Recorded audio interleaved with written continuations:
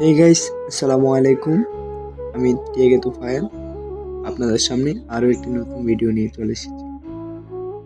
Title এবং thumbnail দেখে ইতিমধ্যে বুঝে গেছো আমাদের ভিডিওটা কি টাইপের হতে চলছে।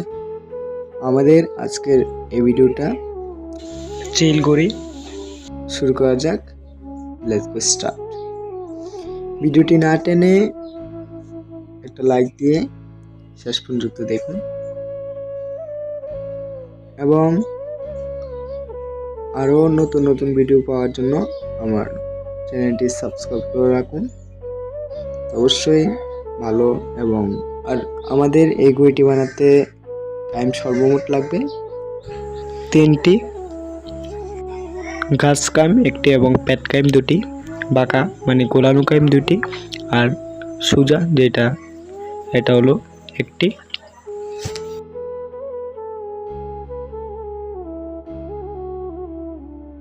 আর এই ঘড়ি প্রত্যেকটা বাদ একদম ম্যাপে জুপে দিতে হবে। তো দেখুন আমি ম্যাপে নিচ্ছি।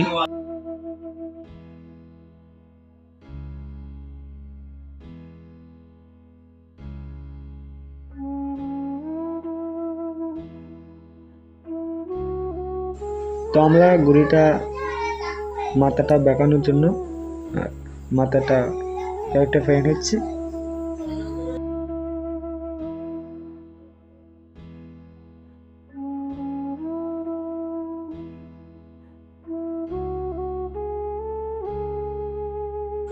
আর এটা হচ্ছে নিচের যে জায়গাটা হোক যেটা আমরা বলি, তো নিচে এই জায়গাটা ফাইরা নিতে হবে। ফাইরা তারপর সুন্দর করে বাদ দিতে হবে 2 জায়গায় 2টা সুতা দিয়ে।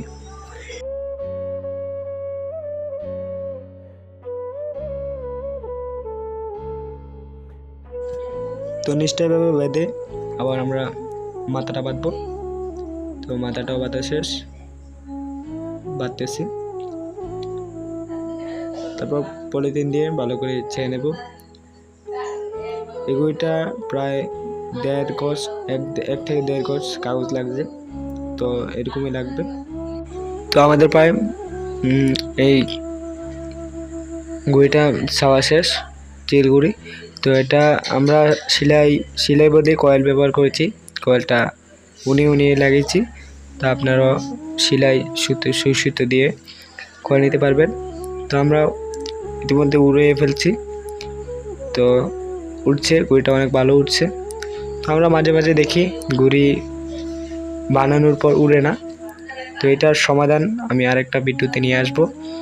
আর লাস্ট দেখবেন যে ঘুড়ি প্রথমে উঠতে চায় না, তারপর এটাকে ঠিক করে উড়ানো লাগে। তো ঠিকটা আমি দেখাই না, তারপর